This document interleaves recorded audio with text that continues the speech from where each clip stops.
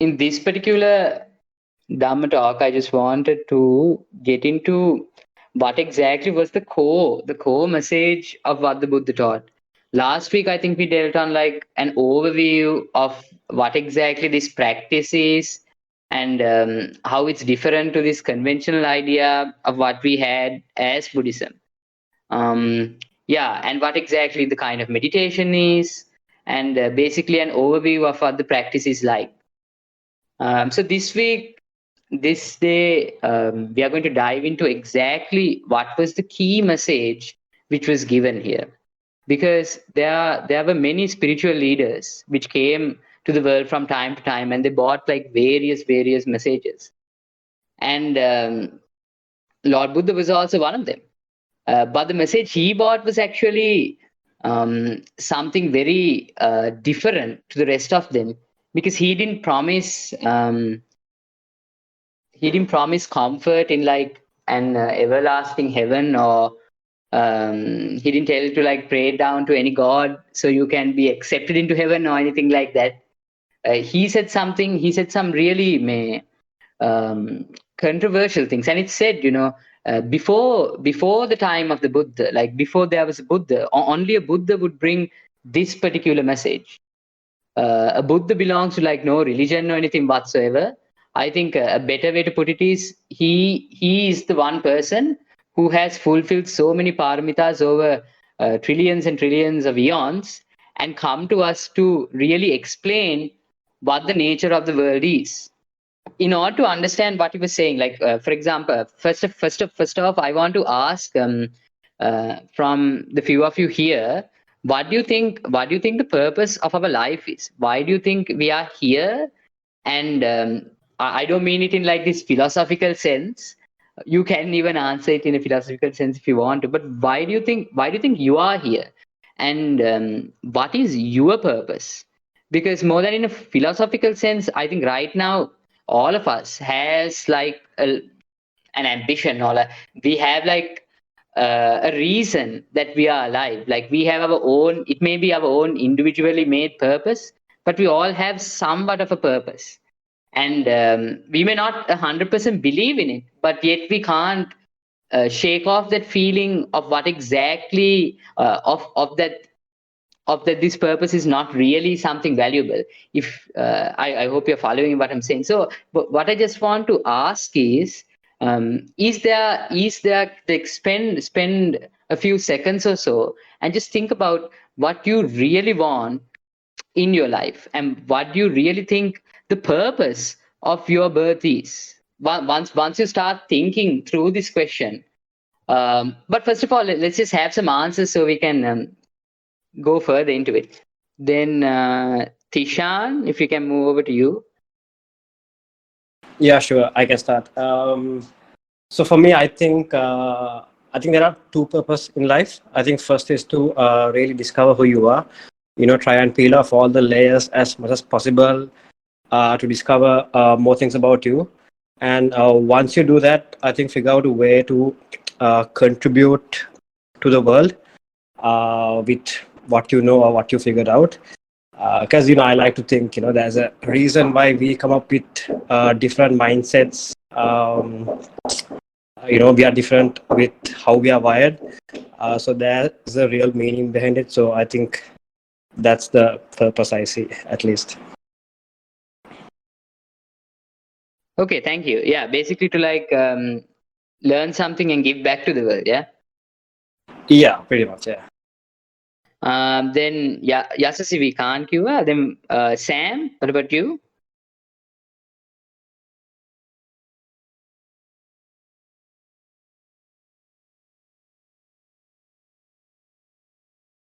Okay, Dulnika is saying give me a bit difficult to talk right now. But I wanted to have like this interactive talking kind of session so that it would be more, one-on-one. But okay. If that's not possible, that's fine. Yeah. So let's just go. So shall I share? Yeah. Yes. Sorry. Yeah. Yes. It's okay. So just complete like a personal experience I'll share. before I really got into the path, අර විඥානේ හොයනවා කියන්නේ, so like that, I felt like my purpose was to always become more, always look Okay. for more, become more, expand, and like the chance that obviously to get to know myself.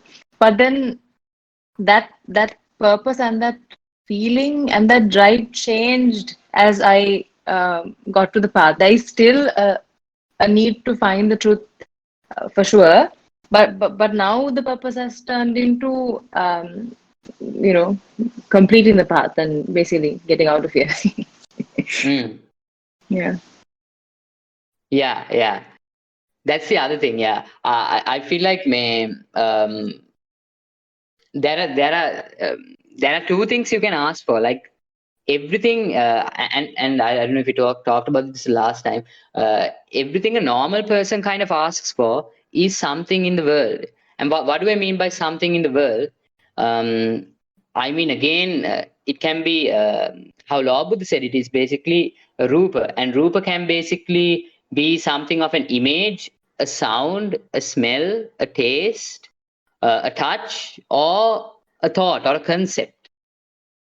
So if you think about it, we all have, like, at one point at least, we all had goals and ambitions and places we wanted to get to. May it be like a doctor, maybe it may be a profession, it may be like a mother or a father or a parent, a friend, a person who is giving, a person who is successful. We all had like dreams and ambitions. And there's a reason why we made up those dreams and ambitions, because we saw value in it, because we saw purpose in it. And some of us see more purpose in some things than others. For example, I've seen, like, because I'm doing medicine, like I've seen some people who really believe in the profession, like they 100% believe in it. So the motivation they get for that kind of thing is massive, because they really believe in that end goal. So if you're someone who really believes that happiness lies somewhere, like somewhere, anywhere, then the chances are your motivation to get to that particular place is going to be very high. So that's why if we take any living being, they have an idea that there is going to be something of value. It may not even be happiness per se. It may even be like I said, a state or like a profession. If they get to that particular place, that's something really valuable, that's really like a plus one. Like if you are in a zero, say you get this degree, you believe that getting this degree is going to be a plus one. And different people's plus ones are different. And if you take the purpose of life, everyone has their own individualized purpose. Sometimes some of their purposes may be unachievable. Um, this might be a sensitive topic, but then if you think about certain relationships and how people become start really contemplating the meaning of life after losing certain relationships, that's because the most important, valuable thing to them that they've discovered within their life might have been that particular relationship. And now that it's over, or something has happened to that person, or it's over, they really start contemplating, like why am I even alive now? What's even the point now? Because that's that particular thing that which gave them all that purpose and meaning to survive, to exist. So the problem is, like, the what Lord Buddha came and said is actually something where everyone of us can kind of apply to, when he said all those things which you take to be valuable is not really valuable. So this is like the fundamental teaching. In the sense, he said everything is anicca. Now it's easy to see how the things we like. Again, I will move into the meaning of anicca, which is basically nothing in this world can be maintained to our liking. So he said everything, like the fundamental nature of everything within our minds and in the outside world, is anicca. So he broke down the entire universe outside and within to one word, and that word was anicca.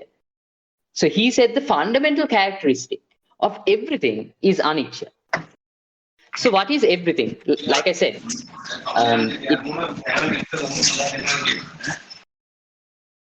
yeah. So like I said, it can be the external or the internal. So if you think about it, we have the external world, and that's the world we perceive with our five senses. Then we have the internal world, our thoughts and our concepts of what goes on inside. Other than these two, is there anything else which we are able to experience other than the world outside and the world inside? No, right? That's our entire human experience. The world outside, what we see from our senses, and what our mind we can think and contemplate and meditate on. So that's the internal world. So these two are the only two experiences we can ever experience. So he said, so Lord Buddha said, both these internal and external experiences are completely anicca, that they are not to our liking. But now this is a controversial statement. Why? Because we have so many things to our liking. We have so many things we want to do. It may be that degree we want to get. It may be that friend we want to make. It may be being a parent. It may be like climbing a mountain, going on that trip, something even small, so, but something even bigger. Like we have the short-term goals and long-term goals for sure. And why do we pursue these goals? If you look at your mind throughout the day, you would see that it would make a model, mini goals, that this is what I should accomplish throughout today. And it would give a certain sense of value if it is able to achieve these goals. And I've noticed the same pattern in meditation. If I'm able to sit 20 minutes in one spot, if I'm able to sit 1 hour in one spot, if I'm able to get 6 hours of meditation today, then that's valuable. Then that means I'm on the path.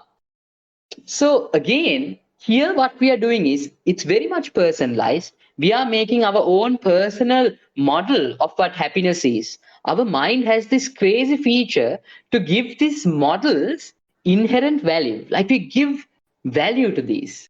But these are extremely relative, subjective things. They are anicca things. Why do I say they are anicca things? That's because if a person spends their entire life and gets to the particular point they want to get, they would realize for a while it would be good. If you take stories of anyone, even millionaires or billionaires, people who get really successful, how much longer can you keep that ecstasy of success? How really potent is it? The truth of the matter is that it's not. If you take certain celebrities who made it to the top, you would see so many reoccurring patterns where they would get there and then they would start to be like, this is not what I expected.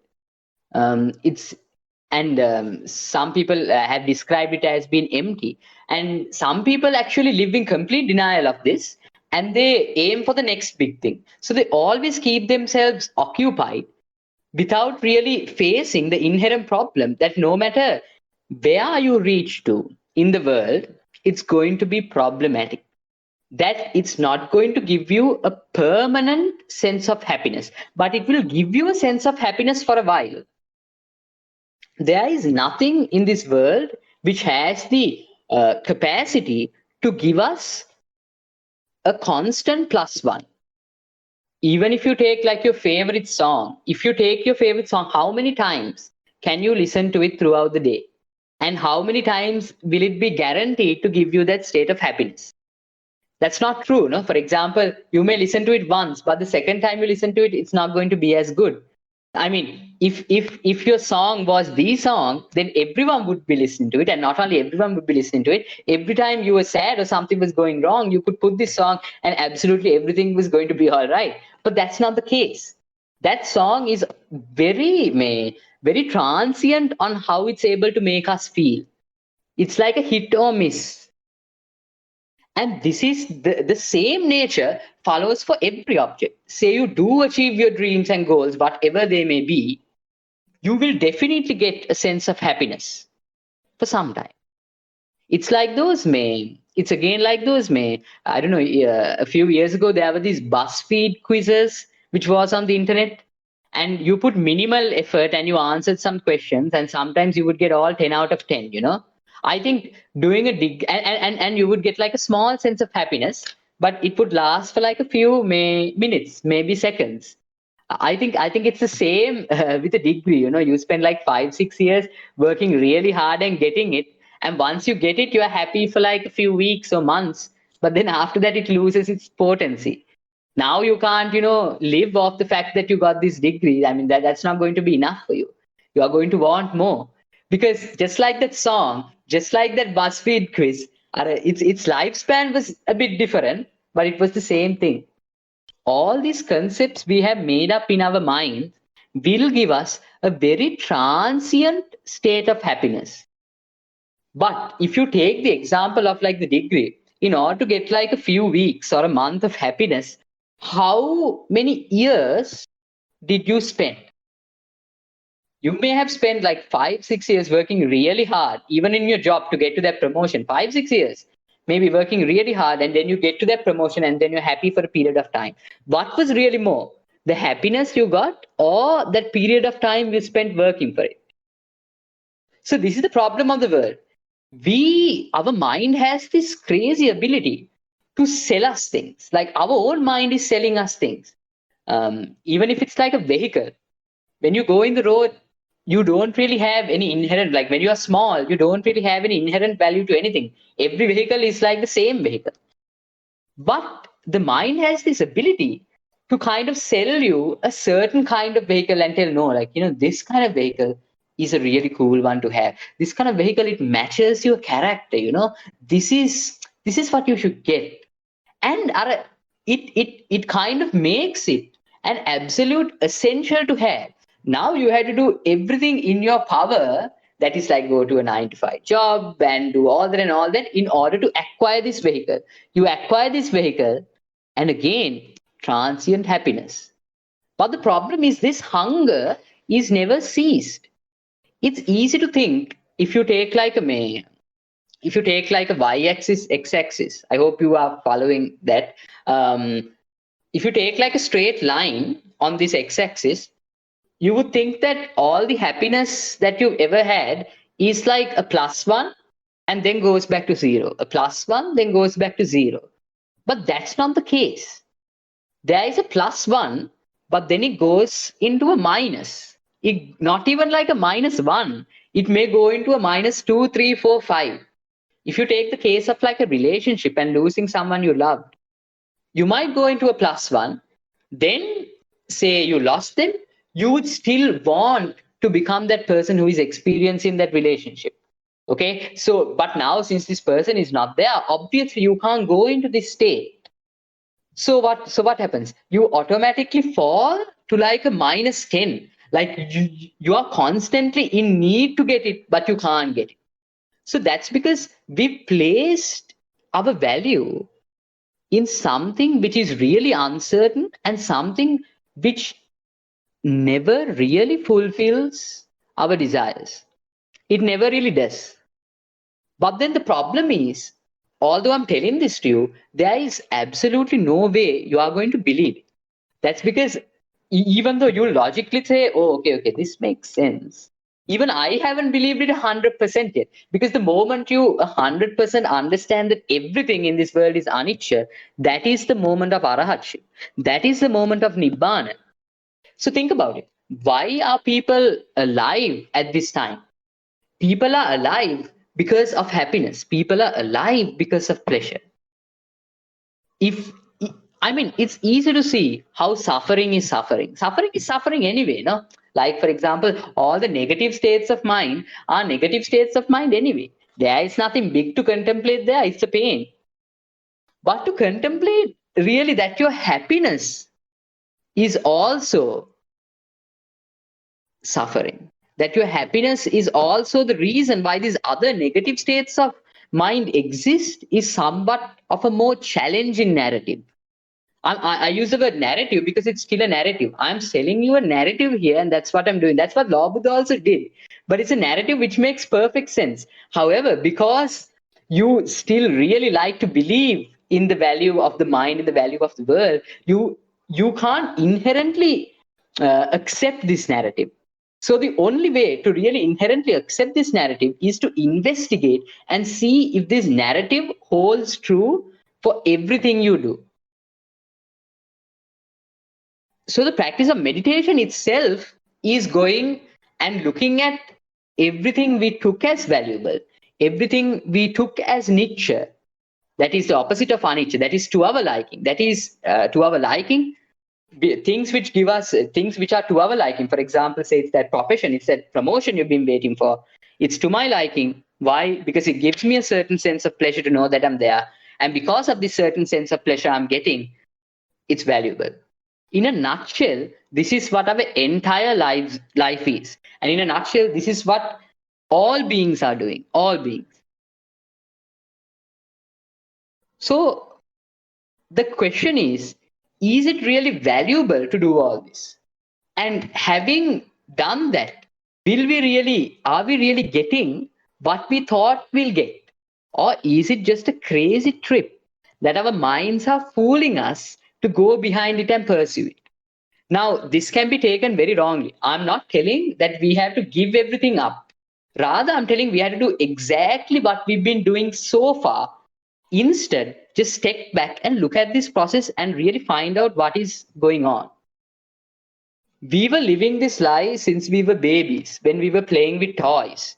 Then it evolved into different things. Maybe it evolved into friends, impressing teachers, then maybe girlfriends and boyfriends, then promotion, jobs, degrees. And life became more and more heavy because the models of what our mind sold us to be valuable became more and more heavy. When we were small, the expectations were small because we didn't really know much. But now that we kind of experience the toys, now that we experience that the toys and all can't give us happiness, that is, playing with those lions and cars and everything, they're kind of they're not really potent in the happiness they can give. We moved on to bigger things. But it's the same pattern which followed. And no matter where in life you do get to, everywhere is that illusion of there is happiness there. There's a nice uh, analogy metaphor I came across recently, which is a miringuak. That is a mirage. It's like a mirage in a desert where you see this pond, and it looks like water. It looks like water, and you put it to your tongue. It tastes like water, but it's not water. It's a mirage of water. So no matter how much you try to drink from this from this pond, you are never going to quench your thirst. Your thirst is never going to go away. You are always going to be thirsty for more, for more, for more. So from one thing to the other, to the other, to the other, to the other, and then you die. And then you don't know where you go next. So a Buddhist teaching is supposed to be extremely rare and only out here in the universe for a very limited period of time. So in this short period of time, span of time, there will be some people who listen to it, understand it, see its meaning, and get out of this mess. The rest of them will be in this infinite pursuit of happiness for the rest of their lives.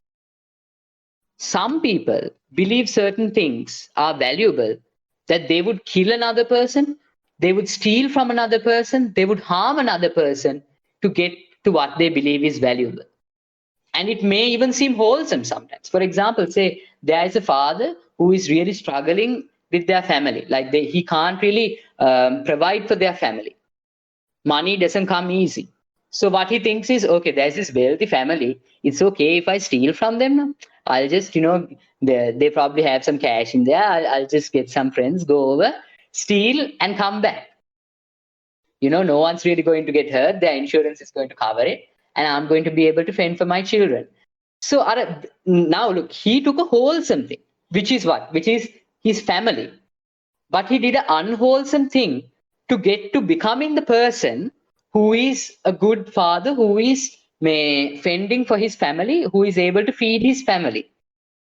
But do you see how tricky it is, depending on what scenario we are in?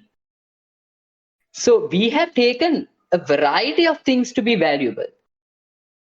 And if our mind convinces us well enough, we are able to go the distance, any distance, in order to defend it, in order to secure it. I mean, that's exactly what happens in war too. In war, we believe it's absolutely essential that our culture persists, that our way of life is brought to the rest of the world because it's beautiful. And maybe it is. Maybe it is beautiful. But then see how this narcissistic idea comes in, that it's so valuable that everyone should have it. So it starts off as like this kind of wholesome thing, but it ends up in like wars and millions of people dying. This value our mind gives is an illusion, it's relative, but we absolutely believe it. The only point we see there's absolutely no value in the world is the point of arahatship. The point we see that there is no value, there is no real value in this world, but we can't really help it but go behind it because this is the nature of the mind. That's kind of what a sotapanna is. So that is where the path starts. Can you Yeah. say that again? Can you repeat the last bit? Yeah. So the moment where a person knows 100% there is absolutely no value in anything that is in the world outside or the world within, when they know it 100%. And I don't mean like they know it logically. I mean they've realized it. That is the point of arahatship. That is nibbana. Now they would never go in pursuit of their happiness because they know that it is a lie. They know that such a thing is transient, temporary, and not valuable at all, and going to put you to way more of a negative than a positive.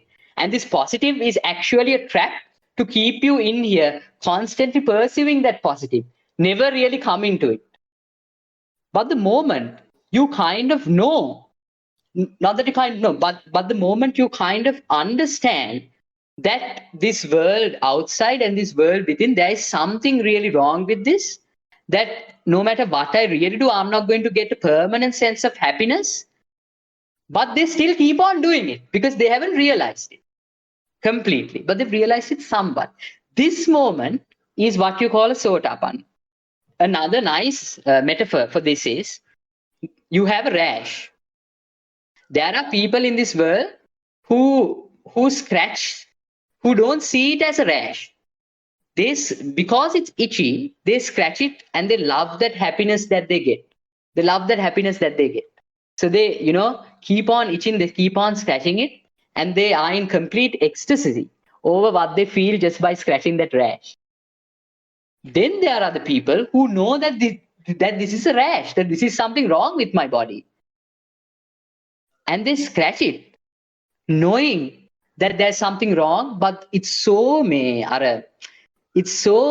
tempting to scratch. Like your mind is like forcing you to scratch it almost because it's so itchy. And they scratch it in disgust almost, but they have to scratch it. That is the point of a sotapanna. That's because their realization is not as much over there, but they still have to scratch it. But they know that there's yeah. Go ahead. I want to ask you something. Now, in regards to an arahat, you said an arahat wouldn't pursue happiness, right? Yeah. But it doesn't necessarily mean that. Does it mean that an arahat completely accept life as it is? Because in one of the sermons I was listening to, this one monk was talking about how මට ගෝවා දුන්නත් එකයි chicken දුන්නත් එකයි ගෝවා දුන්න දවසට chicken හොයන්නෙත් නැහැ chicken දුන්න දවසට ගෝවා හොයන්නෙත් නැහැ. So that's kind of like being in complete acceptance with what is, correct? Yeah, acceptance is the right word, because this world has a inherent reality to it, and this world outside and inside, both these worlds have a reality to it. The thing is, we haven't understood this reality of what this reality is. Acceptance and seeing this reality exactly for what it is the point of nibbana, is the point of arahatship. Right. I think one misconception that a normal person like a lay person like you and I, and like I think one of the biggest misconceptions out there is that we need to like leave everything behind in order to understand and like deny everything. Yeah, for sure. That's a big one, no? Because if you go into that and look at it. Even at that point, the moment you think, okay, because this happens. See, once you start contemplating and seeing these things as not valuable, like whatever you are doing, your job, your relationships with friends, family, whatever, you kind of see, oh shit, all this value I gave to it, it's not really valuable. Now you start to put these things away, and you start to go away from. Some people might go to the extent that they push themselves completely away from their friends, from their profession, and everything. Now what's happening here is they still value something. What do they value? They value themselves. Here they valued the fact that they are going to be the ones who get what is valuable. Think about it. Now that they Yeah. don't see, now that they don't see the value in what they held as valuable, they don't want that, but they're still in pursuit of value. Now they're looking at it in different places, maybe inside. Yeah, and it's a really a really cool way to test this, I think. Correct me if I'm wrong. Yeah. Like for me, I've realized that whatever I've given like deep value to has a correlation to the suffering I experience from it. Now, for an example, yesterday having an argument with my partner, that created a lot of discomfort for me. Like a lot of discomfort. I'm very uncomfortable in that situation. I'm hurt in that situation. So like you can put this to test in regards to everything that you have placed value to. Like for me, like starting out at a positive දේවල් දිහා බලලා contemplate කරන වඩා negative දේවල් එද්දි contemplate කරන්න ලේසියි, because like you said, a negative state of mind is a negative state of mind. So yesterday when I had that situation, understanding I'm hurting because I've given this so much value, I've placed so much value upon this relationship or upon this connection. And the cool part is you can test it on everything that you do day to day, you know? Yeah, that's actually like if we start to think in this mindset that arahats are monks and they live in this very what do you call, very controlled environments where they are not triggered at all whatsoever, then every time something does trigger you or annoy you, you are going to be like, yeah, that's because I'm in this environment. No, if I was not in that environment, that would be the solution, Kira. So Yeah. just know that there are arahats who were not in robes, who Mm. went on with their day-to-day lives just as it is. Again, just as you are going now, they did the exact same life, but their mind was completely different. So the question you have to ask yourself is, when you are in a negative state of mind, why am I in this negative state of mind? Would an arahat be in this negative state of mind? Then if an arahat is not in a negative state of mind within this particular scenario, then there's something wrong in the way I'm thinking. Then there's something wrong with the way I'm perceiving the world. Then my understanding is not there. Then there's some avidya working here. Yeah. So then you have to Yeah. trace back. Yeah. And see, and you have to trace back and see what you really took as valuable, what you really took as to your liking. This is where this golden formula comes: anicca, dukkha, anatta. Anicca, dukkha, anatta, and the opposite being nicca, sukha, atta. Nicca as in things are to my liking, sukha is happiness, and atta is valuable. Okay, so everything in the world is anicca, dukkha, and therefore anatta. Yeah. So every time you fall to negative states, and that is ample, that is plenty throughout the day. You can always point out to places where you fall into negative states of mind. So here the practice is not to run away from them, not to go to your favorite song, take a walk in the beach, and try to relax and get away from the problem. Actually, initially you can do that. For example, if the problems are actually too much and you can't contemplate, you should do that. I mean, later on, once you really get into the practice, it's actually time to stop those things and really dive into it and see, oh my gosh, what is bothering me? What am I taking to be valuable here?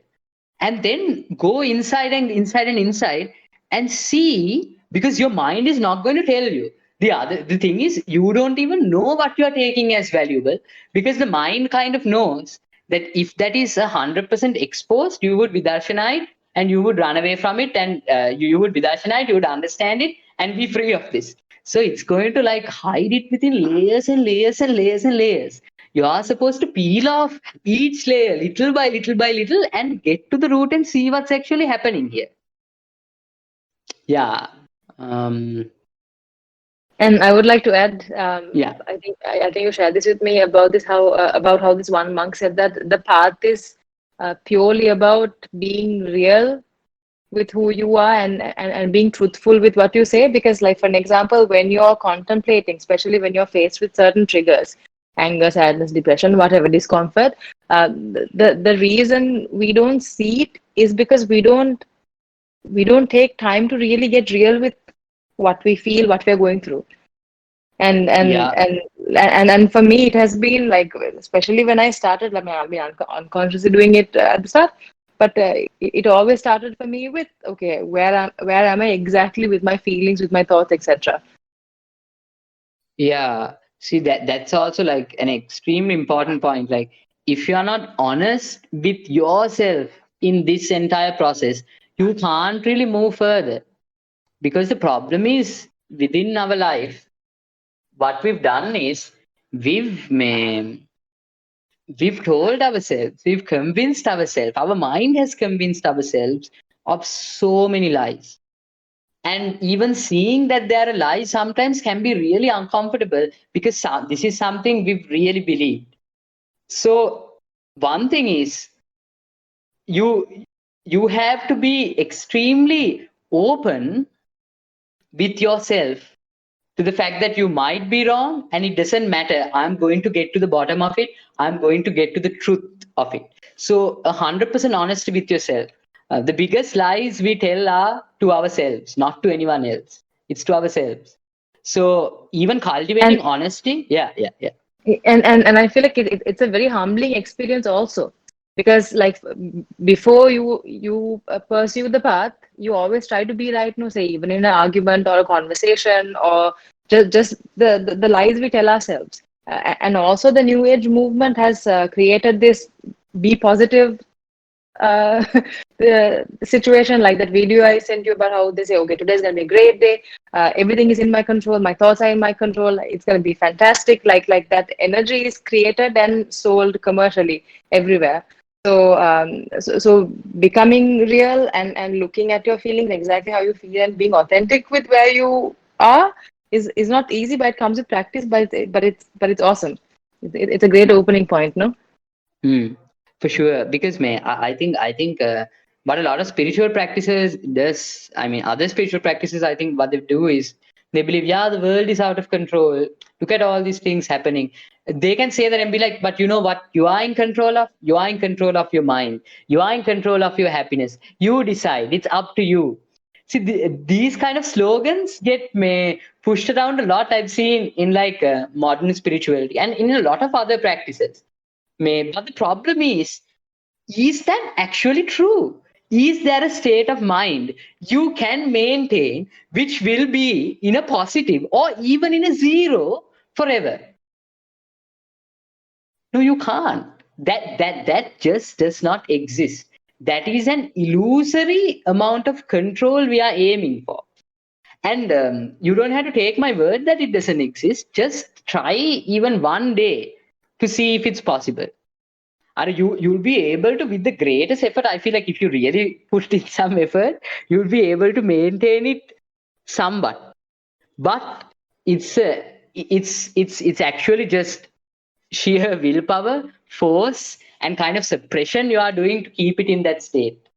If you really let loose and really like relax and watch your mind, you would see how out of control it really is. That it's actually not in your control. Sometimes this thing comes and it's crazy. Like how often it goes up and down, like how often throughout the day, no? Yeah. You see, I have a small thought. Yeah.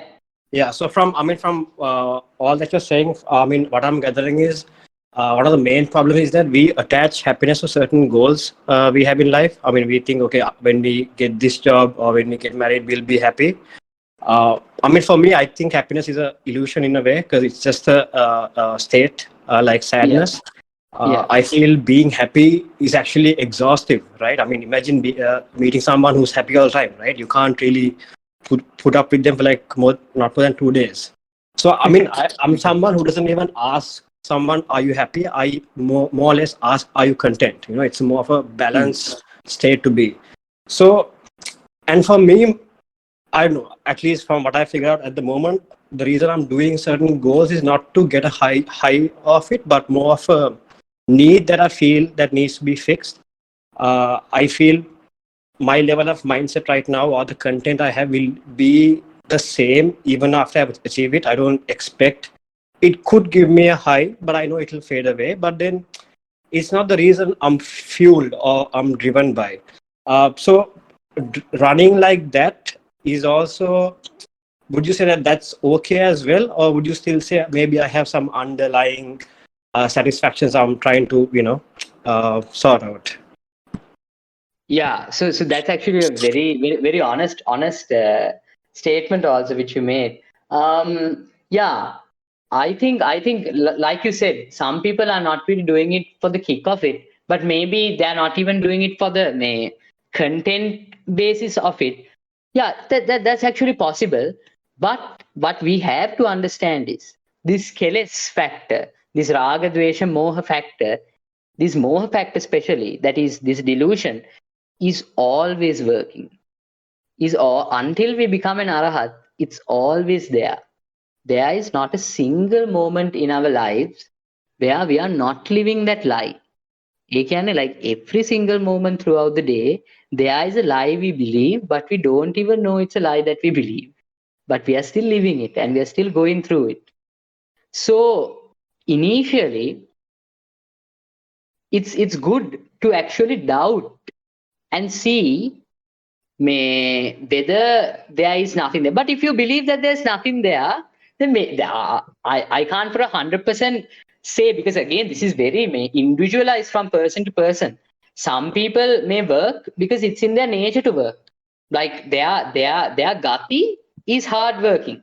Like they always like to like move their arms around and work or something like that. Like some people are there. So even when they become arahats, they still have that characteristic within them. Again, there was an arahat who always used to jump whenever he came across a stick or like a stone or something. But that wasn't fueled by delusion or keles. That was just in his body. Like he would do that.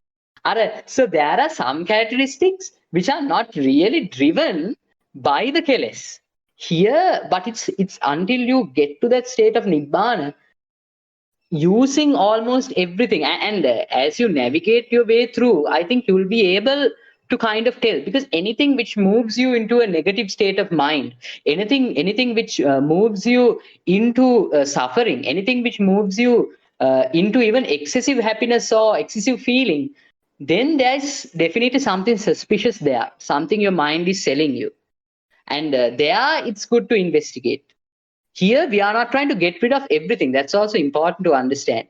Anything which has raga, dvesha, moha, we are trying to get rid of. What do I mean by raga, dvesha, moha? Raga means greed, like extreme, not extreme, but want. Like I want this. This is valuable. I want this. I want this. That is raga. Dvesha. No, I don't want this. I don't want this. This is not what I want. Like resistance, hate. Moha, doing this and this and this and getting to here in my life, I will be happy. Once my kids make it, then I'll be happy. Ara, that is also moha. See, moha is actually a harder one to catch. When you start the path, you should mostly concentrate on raga dvesha. Once your wisdom grows, you can switch to the moha aspect. But yeah, did that answer your question, Tishan? And I would like to Yeah. පොඩ්ඩක් add to it. දැන් අපිට හිතන්න පුළුවන්, දැන් for an example, දැන් a normal person අපේ ඒ drive එක the craving to become more is probably less than a normal person. But podi, like for an example, now for me, if me eating something, or going out of my way to get something to eat, a particular thing that I want to eat, that is also driven by a very subtle form of like රාගන. මට මේක කන්න ආසයි. ඉතින් ඒ වගේ චූටි දේවල් අස්සෙත් ඕක තියෙන්න පුළුවන්. Like ද්වේෂ උදාහරණයක් විදිහට, yesterday when I had this argument with my partner, I didn't want to be in that negative state of mind because I expected myself to be in a more balanced, positive, unaffected place. So when it happened to me, I'm like, well, I don't want to be here. And I was really trying to come out of it. So that is also moha and maybe like dvesha and moha like combined together, So sorry, just to add to that, you can continue. You mentioned that very well, like me, a neutral state, even to want like a peaceful, content, neutral state of mind is still a want. Even that can give you suffering, but that's hard to see. But even at this particular moment, for example, when Gaia was going through this particular argument, maybe she didn't want like a happy moment even. She just wanted it to be chill. Like she didn't want all this negative resistance kind of thing happening. What does she want? Just a neutral state. Just a zero. But even that, there is desire there. Even there is chaos there. Even there, we believe that this neutral state, we believe that this peaceful state, this content, this just state is valuable. Even there is suffering. Yeah, Guy, you can continue. And like very small examples, like yesterday I went for a walk, but I went for a walk a little bit later than my usual time because Johan wanted to get some video footage. So we left home around 7:30 and I wore a black t-shirt. And the sun was really like up there. And I was getting really warm and uncomfortable. And I was watching how uncomfortable I was being in that situation. Uncomfortable, irritated. Like that is also not wanting to experience that negative state, that dvesha coming through. Podi, throughout the day, you will see this coming up. Yeah. Again, like again, just to add to that example, even a arahat would feel all the sweating and all the discomfort, but then they wouldn't have any dvesha towards that moment. They would do what is practical then and there, maybe go to a shade, wait till it goes over or go back. But they wouldn't have any hate towards that particular scenario. See that there's no emotional charge behind the scenario. Never. Yeah. They realize that even them being in this uncomfortable situation is causes and effects taking place. So they do what is necessary. They suffer that bit and come back. The thing which happens in like a normal person is when that particular thing happens, they start to build up a new mind, a new environment where they want to go to and be like, no, this is what should happen. No. It shouldn't be this bomb. No. I should be in more comfortable clothing. No. And they really start to form like a new existence which wants all these relaxed walk kind of prerequisites necessary. Like they want this shape එකේ chilled out thing to happen. ඒකත් මාර want එකක්. ඒකටත් you need like a mind. ඒකටත් you need a existence. So they still have that want. They still have that need for existence. While an arahat really understands, okay, so this is what it is. And but they would still do what is practically necessary to get out of that physical suffering, because that physical suffering is still suffering. But they won't have any need for another existence to go and enjoy like a nice walk. Because they know even if you have that, you still have suffering. And what Gaia mentioned is that it's a simple thing. I just want a nice evening walk. But even that simple thing, there is suffering in that. Yeah, Tishan, you can continue. Sorry for the interruption. Yeah, no. I mean, you did answer the question. So yeah, I mean, thing is, I don't know. For me, it's not like I'm walking around carrying weight. I don't feel that that I'm having anything. I like to think I flush out things a lot. So yeah, I just listen. I try to listen to myself more and more. I'll give an example. For me, I don't. I work from home, so I don't like my evenings, right? So every evening I should think, okay, like, there's something wrong with me. I don't have this. I used to like procrastinate a lot. But then I just realized, like, it's just that I'm home. I'm not used to this pattern of life. And I just accepted that downward feeling as just a part of a cycle. So I didn't try to force anything. I didn't try to change it. I just let it come through me. And then I know after a while it will go off as well. So I come back to a very neutral point again. So like that, when I go through ups and downs, I don't force it. I don't try to overdo it or underdo it. I just let it come and go. So that's what, so like that. That's how I'm moving with life. And then I just like, I mean, for me, I have goals like this based out of need. So that's just what I want to say. Yeah, no, very good. But see, in addition to what you mentioned, the first step is exactly what you said, the acceptance of this. But the second step is to investigate further. We don't just accept, we accept it, then we investigate as to why our minds came to this scenario in the first place. And the Dhamma, this Anicca Dukkha Anatta formula, and there are various other formulas which means the same thing but in different ways, is basically to find what the root cause of the problem is. Because acceptance එතන හරි. ඒ approach එක, it's 100% right in the sense it won't go any further. Otherwise, what usually happens is if you start hating, I'm home, no, there's nothing really to do over here. It's pretty terrible. I wish I was back at work. I wish I was actively working. If you let this thought multiply, it actually will, and you will go into a state of being where you are depressed at your state, and it can actually even lead to depression. Again, it's for some people, their patterns are such that if they allow it just to go, it will go and end it at a crazy place. This will become, yeah. I guess you end up giving it a lot of momentum, no? When you don't accept and watch it, you end up giving it a lot of momentum, and we end up solidifying it. Yeah. Again, exactly. That's the word. You end up solidifying it. It becomes more and more of a solid thing. Again, like some minds are there. They've gone down this road so much that it's almost familiar for them to go down the road. So whenever something small happens, that's enough to make them spiral downwards. Again, so that's the danger of the mind. So actually acceptance at that point I'm watching is extremely useful. And this practice is taught by so many, I don't know, but I mean, even before I found Buddhism, even Ramdas, even Eckhart Tolle, they talk about this. And that is, I think, that is definitely a very important step. That's the first step, acceptance and looking. But the next step comes, and this is only present in this particular spiritual practice, is investigating and understanding why it came in the first place and how it can come again. We are not simply just accepting it. We are getting to the root of the problem and understanding it also. So the first step is right.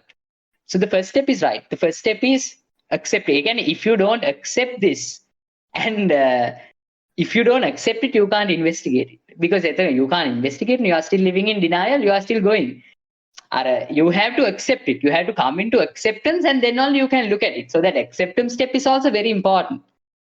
Do you follow what I mean? Again, this other step is very important to identify. It's this other step which will cause us liberation. There's another three words in Sinhala: Ashwada, Adinave, Nissaranaya, Nirudavima. So Ashwada is basically any sort of plus you feel. It may be any sort of peace, any sort of happiness, any sort of contentment, any plus. Any plus you feel is Ashwada. Adinava is the consequences or the other factors which are inherently present along with this plus. You can't have the plus alone. There is a whole bunch of other factors which come along with this plus. Now, the thing is, when you go more and more in this path, you start to notice this negative. ඒ කියන්නේ you start to notice the ආදීනවය. You start to notice the consequences, the negative which is associated with this positive. The positive being the ආශ්වාද. ඒ කියන්නේ you start to see the problem of the ආශ්වාද. That is the ආදීනවය part. It's almost like as your wisdom grows, your receptors to see increase. It's like when you have a torch, in a room, it's very torches are able to project light at a particular place, but it doesn't illuminate the whole room. But if you put if you have like a dimmer in your room, I don't know if you've seen those dimmers where you can increase the intensity of the light little by little, then the room will become more and more clear. I think even wisdom is something like this dimmer which is increasing. As it's increasing, you start to really see what this mind is, what this world is. Again, it's not even in a logical way you start to see. You start to see in a logical way also, but it's not even logic. ඒක පේන්නේ නැහැ. ඒක අර without that light you can't see. So no matter how much through logic you try to see it, you can't see. You need that light to see it. With that torch light, with that pen torch light, you everywhere you point, it looks like it's something good. It looks like there is happiness somewhere. But that's because you don't see the entire thing. Okay, now accepting the fact that okay, there is something wrong with this pen torch light, that's one thing. But then owning that dimmer and ටික practicing and increasing in wisdom, you would be able to see the reality of what this dark room actually is. But right now for us, we have to accept that until we come to Nibbana, we are in that dark room. අපිට පේන්නේ only a very little. We only see a very little. But through the practice, through the investigation, our wisdom will grow. Every time we investigate, that will be reason for for wisdom to grow. There's a nice metaphor. I forget in the Buddha Sasana, there are these massive danas given. Like even for Gautama Buddha, there were once or twice. And I think this was this Upasaka lady called Mallika who gave this massive dana. So to almost all the monks in the Buddha Sasana, she created, she made a dana and she gave all of them. She fed all of them. Okay, so that's more than thousands. That's like 10,000 monks. So many monks. So this only happens once or twice in the Buddha Sasana. Lord Buddha has said, if you properly contemplate the anicca nature of your thought, the merit, the kusalaya, which comes from that is more than even that dana. So now it kind of has to strike you how important this vidarshana practice is going forward. How important is this questioning nature of these thoughts which are normally coming, of these thoughts which we have identified with ourselves. Questioning this, some people don't even question them even once in their lives. Again, if you take their entire life from the moment they're born to the moment they die, they never question the nature of their existence. They never question the nature of their thoughts. Now, contemplating the anicca nature, that is through the formulas and the Dhamma the Buddha has given, there is so much positive kusala energy, so much merit energy which is there in doing so, which would be hetu for your wisdom more and more and more. So every moment you do contemplate and investigate, that will give you more wisdom. With more wisdom, you can dig deeper. You can see the room a little bit more clearer. But you have to actively do it. So when you actively do it again, the dial on that dimmer, you'll be able to increase it a bit more. Then you'll be able to see the room a bit more. But you have to actively keep on hitting and contemplating and investigating. Then your wisdom will grow. Following me so far? Yeah, I guess another example could be, I'm at a train station and I see the train coming, right? I see the train coming. I see the train passing. I see the train going, but I don't get onto it. Like that could be the train of thoughts, right? I see it going Good. past me. Okay.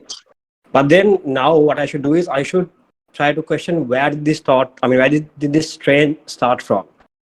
Like what was the route of that train? Is it more like that what you're saying? Yes, exactly. What's the station this train came from? Before that station, which station is it there? Now, if I get on this train and go, where will it take me?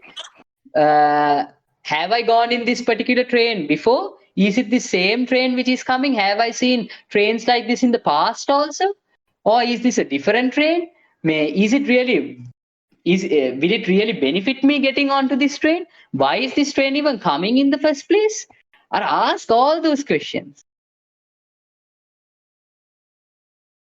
The thing is, you can only ask these questions if you understand this anicca dukkha anatta nature.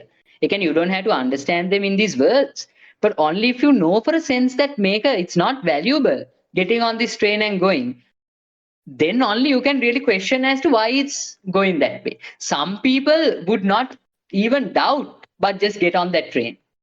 Again, some trains they might say, okay, this is hurting this person. No, I'm not going to get on this train. But other people, when some trains come, they would just jump in. Because their value is like so much. For example, my dog, when it sees a cat in the garden, the moment it sees it, like it would open the door and chase behind it, like it doesn't even know what happened. Again, the mind is that fast. It has already gone pursuing. In the same way, for certain value system, it's like that in our minds. We have gone to the train and we passed multiple stations, and now we realize, oh shit, I'm in a train now. How did I get in here? එතකොට you had to like tell the station master or something and somehow or the other get down and then see, oh my god, how did I get to this particular station? How did I come so far in it?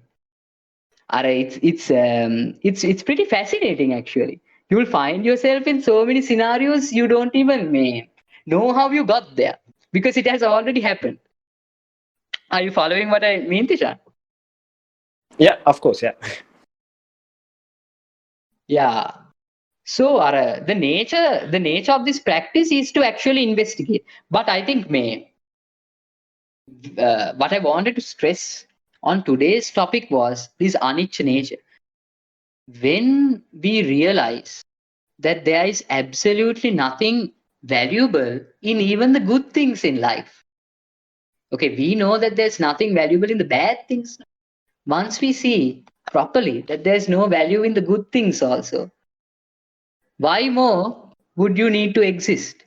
To experience what? Now you know both are useless. What is the purpose for your existence? When you really realize it, you won't exist. Because එතන exist වෙලා වැඩක් නැහැ. There is no reason for your existence. There is no හේතු for your existence. There are no causes for your existence. You won't put any causes because you have realized now that there is no point in putting these causes. So Buddha, the thing a Buddha does is they come here and they don't tell you your sadness is sadness. They tell you your happiness is sadness. They tell you happiness is a problem. They tell you everything you took as valuable is a problem. Their statements are somewhat so controversial in that sense that some people absolutely hate it. Some people are so offended by it. I was talking to another friend, and I again realized that we had to be very careful in these matters. I was talking to another friend, and we were talking about somehow or the other this concept of a mother, and how he was telling how when he dies, it's only the mother who is going to really look after him here. Who not look after him, but who is really going to be sad about him. That everyone really is just another passing thing. And I also like Pandita. He was a close friend. I went on to explain how the mother's love is not really this unconditional, beautiful love, but it's also rooted in avidya and in moha. And this dude, like, he got so offended by it. And he was like, how can you say that? How can you take the love away from a mother here? How can you say that is not valuable? But I don't mean it in the sense that it's me up to a certain extent. I'm saying, yeah, there, like for example, compared to a thief, a mother's value system is much better. But I don't mean that is 100% pure. So for some people, even saying these kind of statements can be extremely challenging because their value systems are so much. But in But order, yeah, yeah, sorry. So, but that being said, you think an arahat is capable of unconditional love, only compassion? an arahat is Yeah. capable of unconditional love Mm. because our sense of me will always be there until the point of an arahat. So everything we've actually done so far in our lives, no matter how selfless we think it is, we've actually done it for ourselves. I was So there watching is May. a, yeah, Yeah. go on.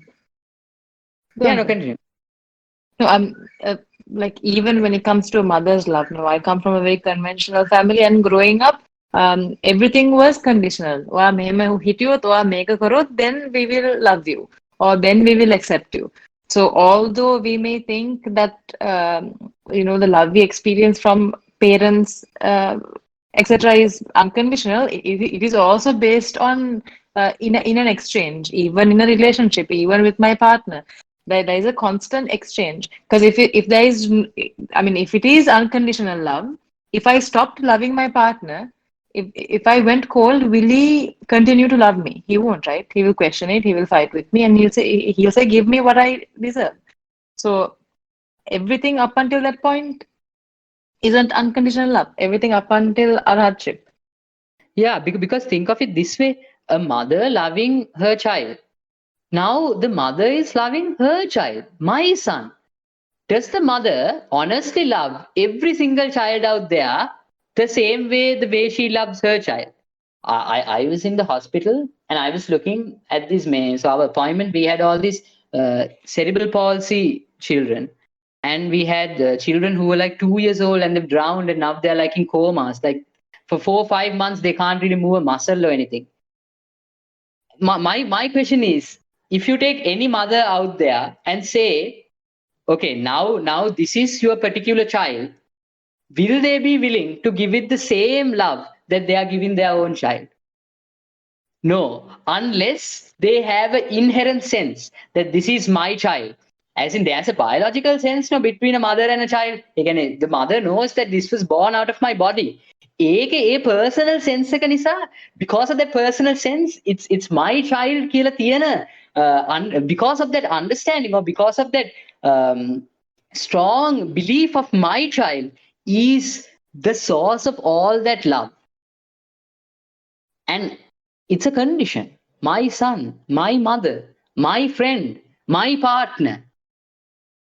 If that was the case, there shouldn't be any difference of a love to a partner, okay, to your mother or father, and to any person out there, to any beggar in the road, to any murderer. That's a bit challenging, no? Again, for example, say you love a good person more than this murderer or rapist. Oh no, now even there, it seems right, no? But එතනත් පොඩි මේ condition එකක් තියෙනවානේ. For there's a condition there, no? Like because of this and this and this, I am going to love this person more than this particular person because he's a bad person. Again, you're setting a condition. So unconditional love will be the same for every single living being, irrespective of what they mean to you.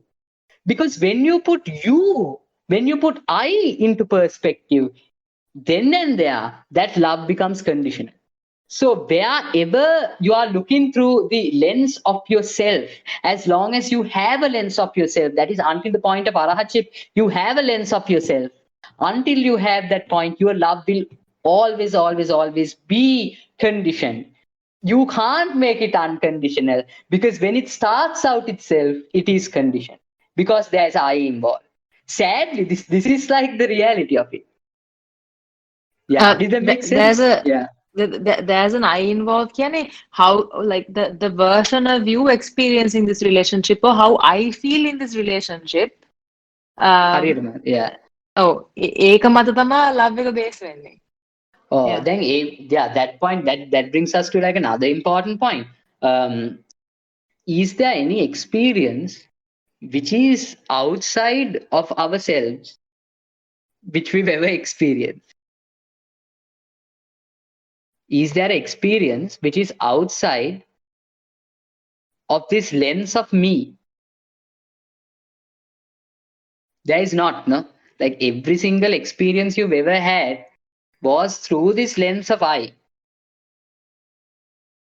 ඒ කියන්නේ you always had a sense of me there. No matter how much you'd like to believe that this sense of me wasn't there, that this was 100% selfless act, that would still be a belief and not a fact. But I'm not saying there are moments where our mamatve, our sense of ego, our sense of I is less compared to more moments. That's there. But Can I 100, add an yeah, example for that? I'll give you yeah, an example. So there was a dog on the road during the lockdown that people like a ගෙදර හිටපු බල්ලෙක් abandon කළා පාරට දාලා. So when I saw this dog, I started feeding this dog, and I realized I started feeding this dog because I couldn't bear to live with myself seeing it. You know what I mean? Like the pain I was experiencing watching this dog made me go and feed the dog. And ඒකෙන් මම ආශාදයක් ලැබෙනවා බල්ලා කනවා දකිද්දි මට ඒකෙන් ආශාදයක් ලැබෙනවා. So when you really think about it, I'm doing it for myself. Because one thing, I don't want to live with the unpleasantness knowing this dog is outside hungry. And secondly, it makes me feel good knowing that the dog is full. Yeah, exactly. And knowing that you are able to feed the dog also, no? Like I am able to bring this to the dog and I'm able to like feed their belly. It's not like for another person, I don't know if it's for you also, but then for another person, that also can be. It can be for different persons, where this value system lies could be different, but there is always a value system. We won't do it if it's not for our value system. Even Nibbana, when you go on this path, in the start, that is again for you. But it will lose. I mean, as you see the problem behind it, you'll eventually let that go. But even for that, there's no other way to get into this. Everything starts with that I. That is fundamental. Or me කියන concept එක. It's always there. Yeah. Like the ashwada that comes through vidarshana also. Like vidarshana karaddi, you feel this sense of like especially when you break through something and you get this massive realization. Eket ashwada තියෙනවා. And but like we had this conversation before, and like there's nothing wrong with it, especially during the start of the path is necessary, no, to keep us going. Yeah, for sure. Like it's said, in order to get if Nibbana, a metaphor, okay, if Nibbana is an island, in order to get to this island, we have to first build a raft. So the raft, we have to first attach to the raft. Again, we have to attach to the practice. We have to attach to the Dhamma while we navigate through the waters to this island. Once we get to the island, we let go of the raft also. That is, we let go of the Dhamma itself. But until we get to the island, we can't let go of the Dhamma. If we let go, we will drown.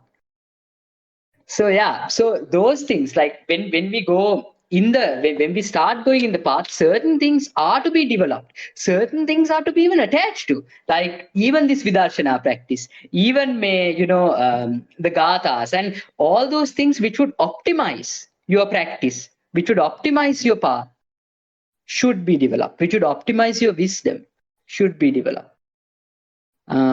Yeah, anything towards this anicca, dukkha, anatta concept which we might have missed? If you have any questions, please do ask. Any comments, any additions, anything actually. Absolutely anything.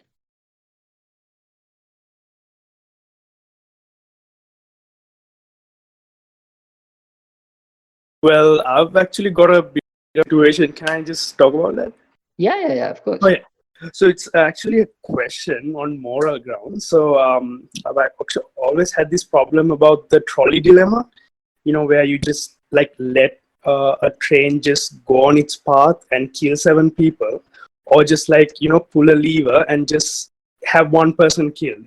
You know, in that situation, like how, like I feel like in our general lives we constantly get this uh, situation where you just let something be and like destroy a group of people, or you do something about it and still destroy like a set of people. So in that case, what, like how do you get around this moral ground? Like how do you see, like is there a way to like see the anitya in that and just let things be, or like put the burden on your shoulders and actually do something, but still have to like deal with the bad consequences of it? Thank you for that question. That's actually a very interesting one. I don't know if everyone else knows what he's talking about. This trolley dilemma is where there's a railway and it splits into two, and I think in one side there is there are 5 people or 6 people, and in the other side there is one person or something like that. No? Yes, absolutely. Yeah. So basically, what happens in this dilemma is where the trolley is moving to.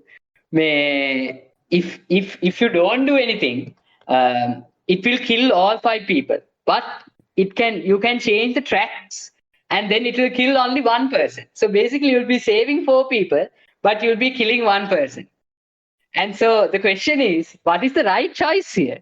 Do you pull the lever and save 4 people, and kill one person because you consciously make a decision that this guy is going to die? Or do you let the trolley go and just kill those 4 people? Very tricky And one, the no? uh, Yeah. sorry, sorry. And the other interesting thing in that is like it could be either like all those 5 people could be criminals, or that one person could be a criminal. Like we don't know. So there's like a big judgment that has to go in your mind as well. Yeah. Here in this particular instance, I would say if I was there at that particular moment, yeah, hard to say really what I do. But also something we have to realize is, say, I will just go to another example, okay, just to explain this particular one. Say you are in the road and there's a beggar who comes to you and asks for money, and say you don't give any money. Is that bad karma? Is that wrong of you? What do you think? What do you think, Yeah, right? that's actually another big thing I'm always fighting in my mind when a beggar comes, because Yeah, like there, like in society, this is what I've heard. People say, okay, don't give money. They could be drug addicts. Like, don't give them money. That you're actually from like you're pushing them into a bad path. But at the same time, you see their hunger. Like, there are yeah, sometimes they can't climb up the social ladder. So um, it's different. I feel like it depends on what mood I am. Like if I'm sort of in yeah, like a empowering mood, I'll be like, no, like you should do better for yourself. But if I'm yeah, like in a low mood, yeah, it's yeah. very tricky there as well. Yeah, no, what I want to just say there is, as long as your mind is not in a state of, yeah, like screw this particular beggar, like, this idiot, look at him begging, not doing anything with his life. As long as you don't have a mindset like that and not give, as long as your mindset is neutral and just look at this beggar as a set of causes and effects. He has made some causes, and this is the effect he has got in this particular life. There, even if you don't give him any money, that's completely okay, because this has nothing to do with you. This is his karma, and that is what is happening to him at that point. Ithana, you can decide to generate some good karma within by helping him out. But if you don't decide to do that, that is not bad karma. So that's extremely important to understand. You don't have to guilt trip over everything. You don't have to guilt trip over the fact that there are so many people out there who are suffering and you can't do anything about it. If you want to help them, you can go out of your way and help them. So that's good. That's good for you. That's good for them. But say you don't do it, you won't accumulate any sort of bad karma as long as your intention or thoughts are not negative. For example, like if you said, if you have really negative thoughts towards them, if you're scolding them, etana, there is definitely bad karma which is generated through mano, through your mind. But as long as ekatna, like there's nothing, it's just neutral, it's important to understand that there's no bad karma generated there. So even in the trolley example, if you see this particular scenario, but you are at a place where you can't decide what's going to happen, like you can't decide what's best for these people, just know that even if you don't do anything, it's causes and effects taking place. Usita, Just let just it to be. add, Yeah. just to add to that, now for an example, I think we had this conversation about dogs again Yeah. in the past, and you said, ඔයාගොන්න කන්න දුන්නේ නැති වුණත් ඒගොල්ලොන්ට හේතු තියෙනවා නම් කාරු හරි ඒගොල්ලන්ට කන්න දෙයි. So basically, what I'm trying to say there is, if the beggar has certain hetus, that he's done in the past, then the pale would be for him to get that money. And if he hasn't done those hetus in the past, then the pale would be for him to not get the money. So it's not really about you. Yeah, you are just a messenger. Again, you are just a messenger. You are just a messenger for that pale. Again, for example, if the beggar is supposed to get money, he needs the causes for that effect. Ara, if he gets like if he gets like a large sum of money and you give it, this particular beggar had the causes to get it. If the causes have been made at a particular point in his existence, then the effect will most definitely be there. If you weren't there to bring out that effect, then another person will come out and give that effect. You are just a messenger. So that's why like some of these terrible things happen. Again, I was in this ward yesterday, in the pediatric ward, where this child, 2-year-old, from a wealthy family, and this child had opened, like 2-year-old child had opened the door on her own and gone and fallen to their pool. And she had been there for 4 minutes and now completely comatose. Like she can't move any limbs, she can't talk. And this perfectly fine family, all of a sudden this happened. Is it a coincidence? No. This is also Hetupal. So this is this uncertain nature of the world. A completely normal functional family. And this particular incident happened. So this is a negative one. In the same way, there are positive ones which can happen. All of a sudden they win a lottery. All of a sudden they get a promotion. All of a sudden, their life seems to have turned upside down out of nowhere. So that is also cause and effect taking place. This cause and effect. Yeah. Shall I give a small example? දවසක් මම පාරේ යද්දි I saw this සීයා කොල්ල නම අගන ඇවිදගෙන යනවා. And this is when I first started to drive my car, so මට එච්චර තේරෙන්නේ නැහැ. When I saw him, I turned the car පුළුවන් විදියට ආයෙත් මම මෙයාව හොයාගෙන එනවා and I couldn't find him. Finally මම ඈත දැක්ක පන්සලක් ඇතුළට යනවා. I went in front of the pansala and there was one man cleaning the pansala from the outside. I asked him ඇතුළට ගිහින් මේ සීයාව හොයාගෙන එන්න. හොයාගන්න බැරි වුණා. And I ended up giving that money to that person instead. So එතනත් අරයට හේතුව තිබුණේ නැහැ, මෙයාට තිබ්බා, Yeah, exactly. Again, here, but I just want to make it clear. In no way am I saying not to give, because that's pin karan. Why not do good, give and put merit. But say you are not born today. Say you are just an observer in this world. This world will function according to cause and effect, irrespective of you. You don't. You are necessary only because you believe you are necessary. Only because you are making the causes to be necessary.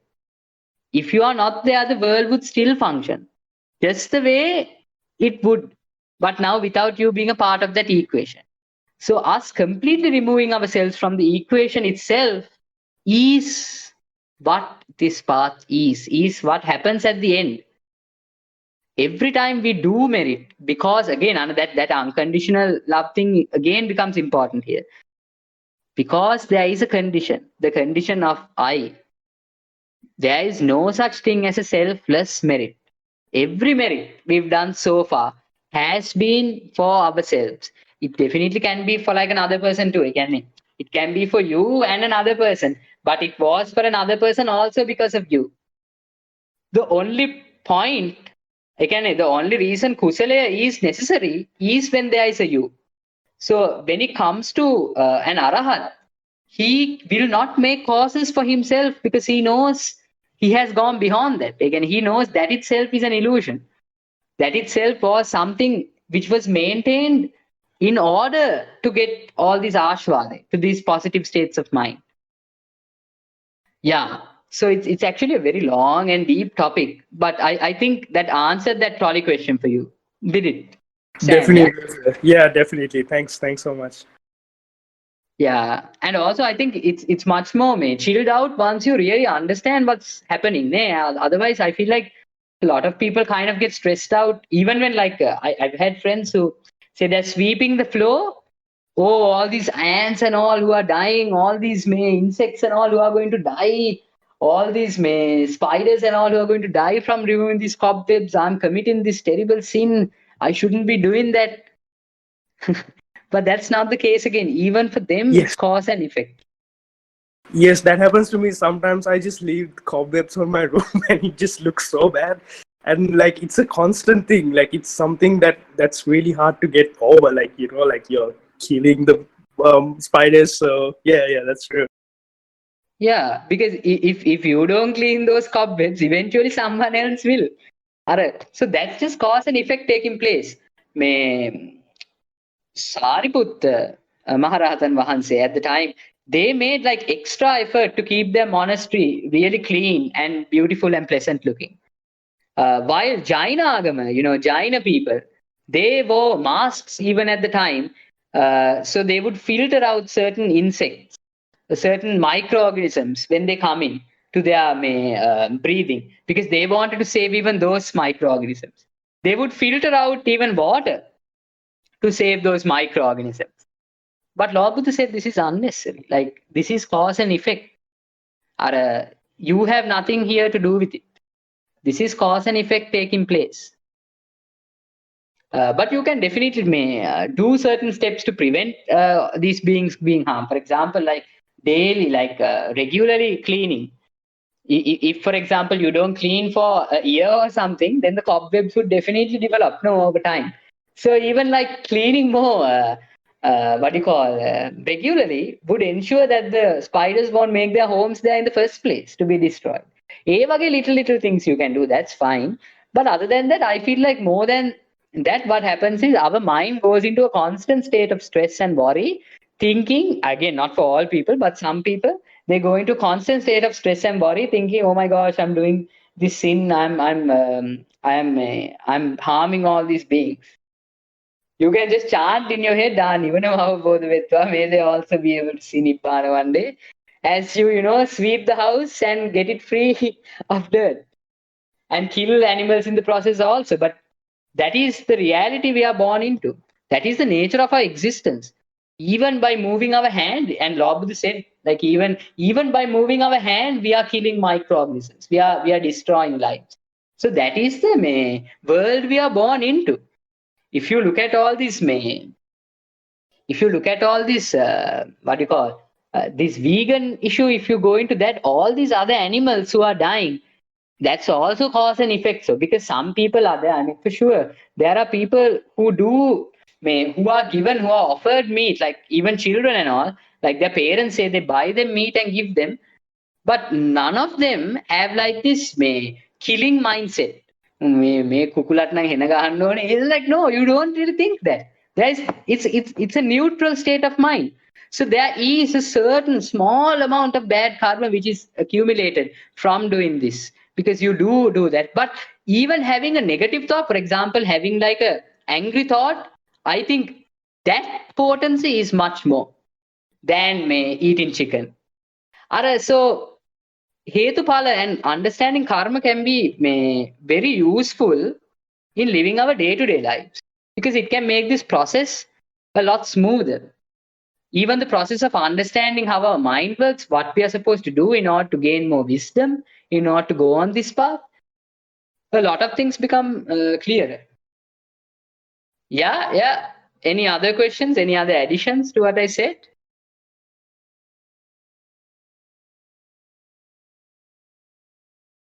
Going back to Anicca Dukkha Anatta, Yeah. just to clarify, Anicca basically means, can you repeat it? How it connects? Now, for an example, Anicca Hinda make a Dukkai. Dukkha Hinda, now what is Anatta? Like, can you take us through like a stream? Yeah, okay, sure. So give me an example. I'll try to apply it there. Let's say like attachment or the need to make a lot of money. Okay. Let's say, okay, yeah. So let's say to be a person who is earning pretty well. Hmm. So that particular state, this particular person who sees that as valuable, like they see it as valuable, that is, they see that to be in their liking. Okay, this is something I would like to have. Being a person who has a lot of money. So that is to my liking. Nichai. Nichai means liking. Nicha means to my liking. Okay, so nichai. So because it's to my liking, why is it to my liking? Well, because when I have so much money, I can go where I want to, I can travel the world, I can buy what I want to. And being in that particular state gives me also a sense of security. So that is the sukha part. It gives me a certain ashwad, a certain sense of security. Different spectrum, huh? Even a sense of security is a somewhat of an ashwad. So sukhai. So because of this certain sense of security I'm getting, because of this everything I'm able to buy and all the power that I'm getting through this money, it's definitely valuable. Attai. So nichai, sukai, attai. In Sinhala, instead of sukha, you can say sapai. Nichai, supai, sarai, or valuable.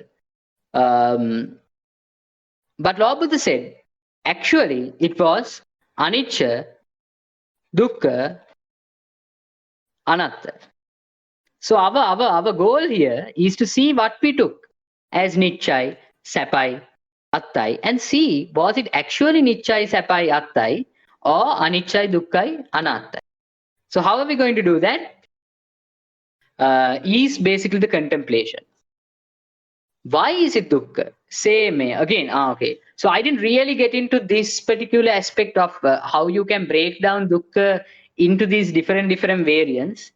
Maybe I'll get into it in the next talk because that is also a long discussion and it's important. But just to overview, all these things which I take as valuable, it will be transient. What is transient? Not the sadness, the happiness. The happiness which I get out of this. This security I get is also transient. It's not going to be there throughout. So that would mean every person who has money is in 100% secure state of mind. No, we for sure know that's not the case. No, there are many people who are depressed, have anxiety, but still have all the wealth in the world. So there's an illusion of security when you get there. So ඒ වගේ take individual aspects and really contemplate and see if this is the case. And then see the amount of effort you put to get to this particular goal. Now you can put this to your own goal, which you may be having. I go to school, I go to a degree, I start up a business, I work a 9 to 7 job. I go home also and I'm taking calls. Even on the weekends, I'm taking calls. I don't do anything else with my life. I am spending it all on my job. Why? Because I'm going to be getting that money. Okay, now a person, it's easy for them to think, no, but I love my job. I love what I do. I'm really inspired by it and I'd rather do it for the rest of my life. I love what I do. කොහොම කියන්න පුළුවන්. So if they tell like that, then the other thought to have is take out the money bit. Say they are going to be working 9 to 7, but they're not going to be getting any money. So 9 to 7 job, coming home also taking calls, weekends also working, but there is absolutely no result you are getting. No money. Now can you say the same thing about your job? Obviously you can't. No, what a pain in the ass. Why are you doing all that stuff? In the end, if you are not getting anything out of it. So ඒ වගේ try to take the ආශ්වාදය, try to take the sapper part out and see if the rest of it is also sapper. Because what we've convinced ourselves is the rest of it is also valuable. Again, this is what I meant by layers and layers and layers and layers. We've convinced the first layer, even though it's obviously suffering, we've considered that also to be happiness. So again, see if it is actually nichai, sapai, sarai, or anichai, dukkha, anattai. Then see, say you get money, all the things that you do with this money, is it able to give you a permanent sense of happiness? Then you can take those individual things. Say it's a car or like something materialistic. Say it's traveling. you can even look at examples of people who have traveled, of who've already like accomplished these things. You can talk to them and see, are these people actually happy? Have they really found out what they're looking for? Or is it just a transient state and infinite pursuit? Then take me the moment you are happy. Say you do get money and you are happy. How long can you maintain it? Are there days you do get the money but you are not happy? Is that even a valuable thing? Is the work a valuable thing? Is getting it even sometimes a for sure thing? Even once you get it, how long does it stay with? And say you don't get it, then how much more sadness is it? Then does all that work make any sense? Say in your salary, there's a huge drop. Say because of COVID and everything which is happening, there's like a huge drop in your salary. Now look at the unhappiness that it is causing you. Is there any secure state where you are always going to get that +1?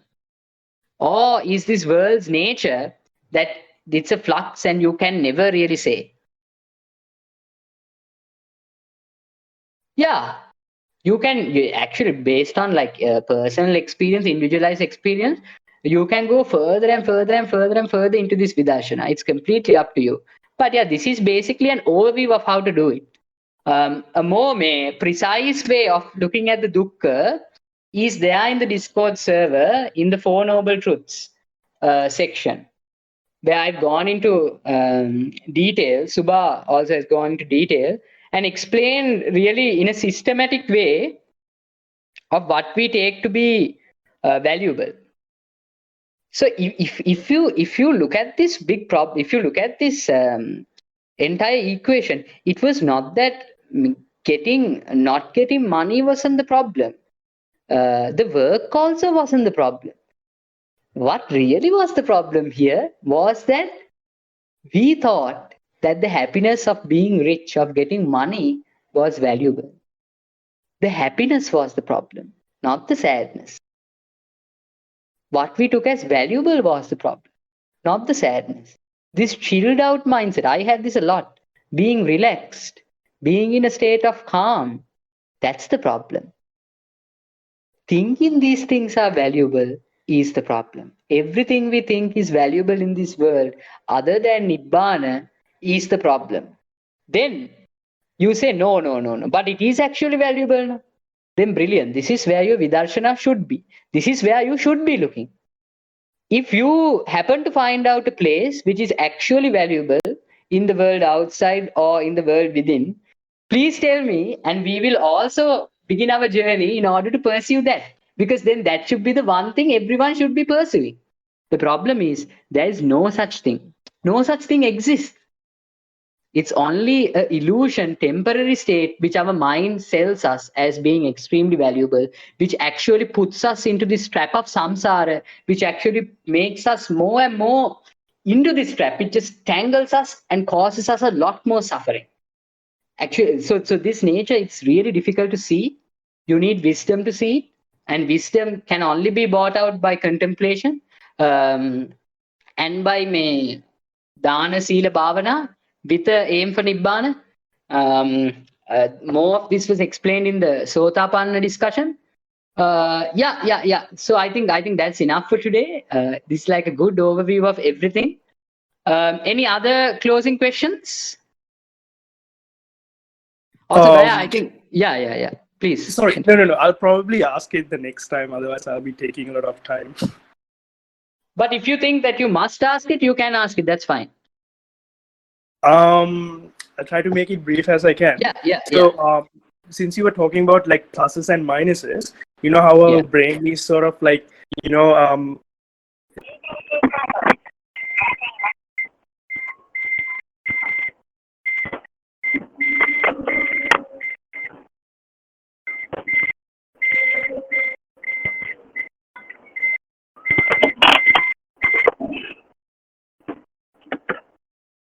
like especially when we are going through like like a heartbreak or like a depression episode, because it's a negative, how do you train your mind to sort of like, because then your brain would go into like a avoidant behavior and just like stop associating or like make you like, all anxious and all when you're going through that? How do you sort of make it a plus, or like make it come to a zero, something like that? Yes, sir. Yeah, so good question. Just to answer that, you had to realize that the only reason your brain goes into this anxiety depressive state is because you take something as valuable. Now it's up to you to find out what you took as valuable. This is where this entire honesty talk and all came in, because we had to be very open with ourselves to see what really did we take as valuable. Once we identify that, even identifying that can be difficult. Once we identify that, we can actually contemplate and see if it is valuable. Now, when we stop giving value to all these things, the anxiety depression thing automatically disappears. How does it disappear? Why are we anxious? We are anxious that we won't get to that valuable state. Why are we depressed? We are depressed because we are not in that valuable state anymore. Once you see that valuable state is not actually valuable, what is the point of even having anxiety and depression? Do you get what I mean? So indirectly, this is what happens. The medicine is not to put it to the anxiety and depression. The medicine is to be put to the valuable part. What is causing us the happiness? As long as we are attaching ourselves to that positive, that minus will always be there. There is no positive which exists in this universe which doesn't have a minus. There is no positive which is present in this universe in where the negative is more than the positive. ඒ කියන්නේ every positive, the negative is actually more than the positive. The problem is we don't see this negative. If we saw this negative now, we would be able to let this go. The reason is me and you, we can't see this negative. As we go along the path, the negative will become more and more obvious. At one level, it will be at the same point, like the Ashvada and the Adinave, the positive and the negative is the same. Now here again, you are not believing this, huh? Because you can believe this. No, like this is suffering. This is why am I holding this? No, I don't want this. That's BS. That's just trying to convince yourself. That's just trying to have faith through faith, trying to see that this is me dukkha. That's not the case. To see dukkha, you have to realize it, not believe it. When you know it, you'll know it. So seeing the plus, there'll come a time where the plus and the minus are like the same. Like the Ashvada of this particular thing and the Adinave almost are the same. Then once you, but it's a very transient state. It goes into like, you feel like the Ashvada is actually more beneficial than dangerous. It's the Adinave factor increases. And there's a permanent state where it comes through. You realize for sure that make a ganna deyak naha. Make a valuable ma naha. Again, you don't have to like believe it, you'll know it. Once you know it, you won't touch it again. ඒකයි කියන්නේ ආශ්වාදේ ආදීනවේ නිස්සර means you know ඒක සාර නෑ. You know ඒක value එකක් නෑ. You know it's not valuable. Then niruddha වෙනවා. Niruddha means what? You uproot it altogether. Never again will it come. You uproot it 100%. That is the point of arahatship. Bhava uddha karana, buddha, bhava uddha. What is bhava? Bhava is this becoming nature. Becoming nature for what? In pursuit of that ashvada, in pursuit of that happiness. Uddha means what? Uproot. You uproot that bhava altogether. It's gone forever.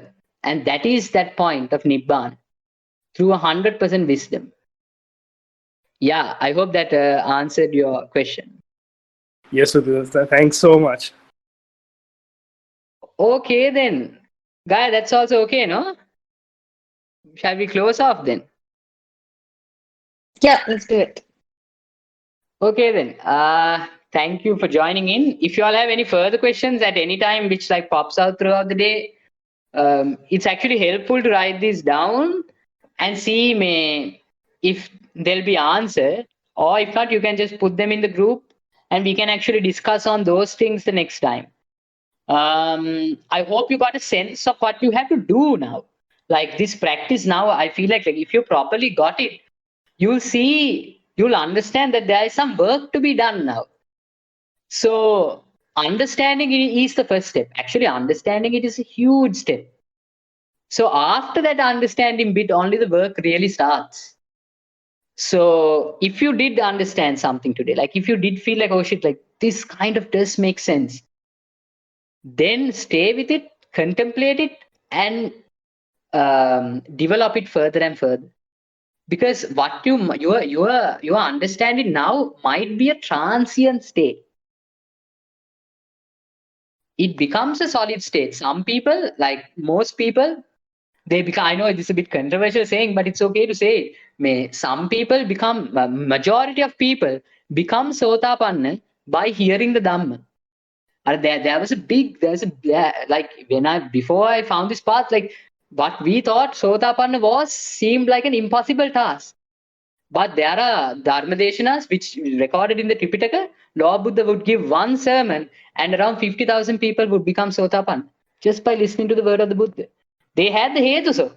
They had made out the causes in eons and eons and eons, but they don't know because when they're born, they are born with like a fresh memory, you know. They don't remember what they've cultivated all throughout that life. So you understanding this Dhamma, even up to a small extent, is absolutely no coincidence. Absolutely no coincidence. But just to be safe, you have to contemplate it throughout the day. You have to put an effort to understand it. Because it might be that you are there at the point of like a Sotapanna, or you might not be there. So in order to ensure that you are there, you have to keep on contemplating. But the reason I'm telling this also is just to make it clear that you are actually very close to the truth. We are like crazy closer than we think. So definitely do contemplate, and I hope you make it like a part of your lives to contemplate. Because this is a practice as it goes on. But this understanding part is also very important. I hope all of you will understand the anicca nature of everything. I hope all of you will begin a movement in order to understand this anicca nature. And I hope you all will also attain Nibbana within this life and be free of this internal and external world once and for all. Okay, then. Sadhu, sadhu, sadhu. And have an excellent weekend ahead of you. Usita, also thank you for all the time and the energy you put into this. Have to appreciate you. Yeah, my pleasure. And there's nothing more I'd rather do.